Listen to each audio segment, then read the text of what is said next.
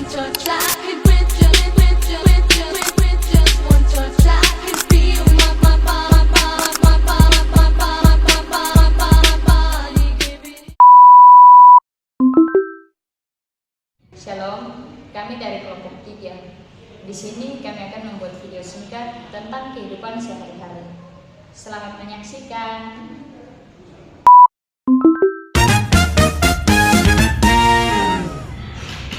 Teman-teman dongeng, beta nih bingung.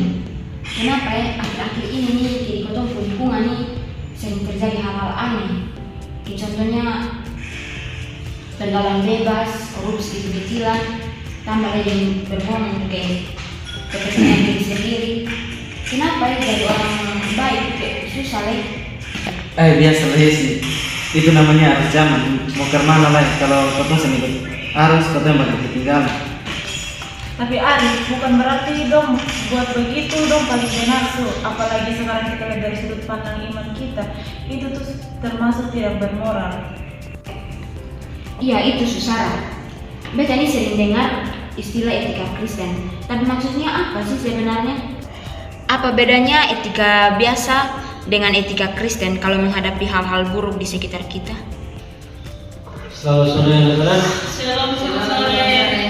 Tadi Bapak dengar kalian bicara soal etika Kristen. Oke baik anak-anak. Jadi etika Kristen itu bukan sekedar aturan sopan santun, tetapi ada juga di dalamnya itu seperti adat istiadat. Etika Kristen itu adalah cara hidup yang didasarkan pada firman Tuhan antara Yesus Kristus. Jadi, standar benar dan salahnya bukan dilihat dari apa yang sedang tren atau apa yang dilakukan kebanyakan orang, tetapi berdasarkan Alkitab. Tapi begitu kan sekarang kan sudah modern. Banyak yang dulu dilarang. Sekarang dianggap biasa saja, bukankah kita harus toleran? Toleransi itu penting, deh. Tapi toleransi bukan berarti kita menyetujui semua hal yang salah. Dalam situasi susila, etika Kristen itu mengajarkan 3 hal. Yang pertama itu memilih kebenaran.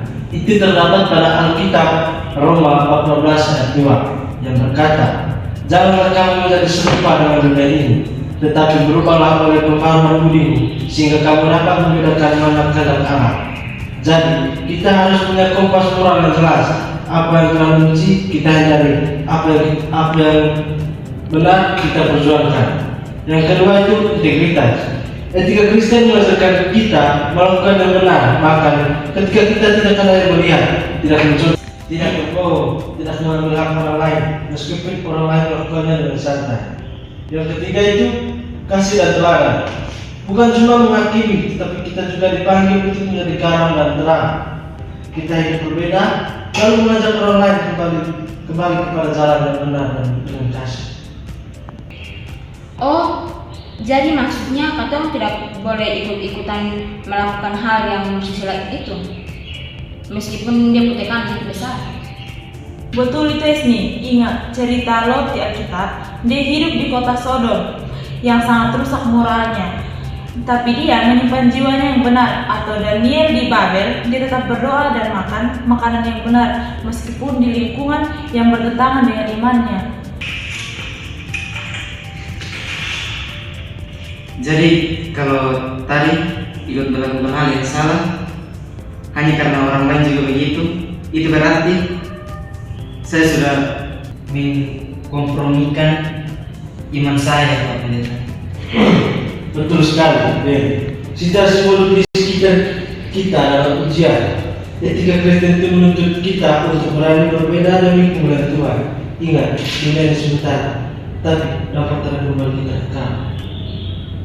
Terima kasih Pak Pendeta atas masukan dan sarannya. Kami akan pakai dalam kehidupan kami sehari-hari. Oke, baik anak-anak. Jadi semoga kalian juga akan sukses untuk masa depan kalian, akan berguna bagi kalian juga maupun bagi kedua orang tua kalian juga.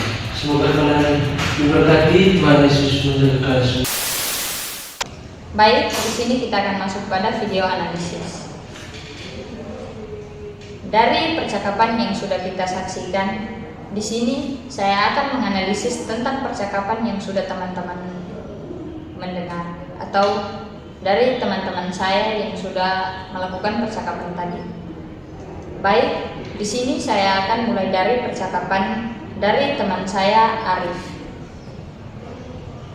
Menurut orang lain, percakapan teman Arif itu cuma soal etika, tetapi menurut saya di dunia nyata yang penting untung. Dari percakapan teman Gloria, itu yang namanya nursusila atau tidak bermoral.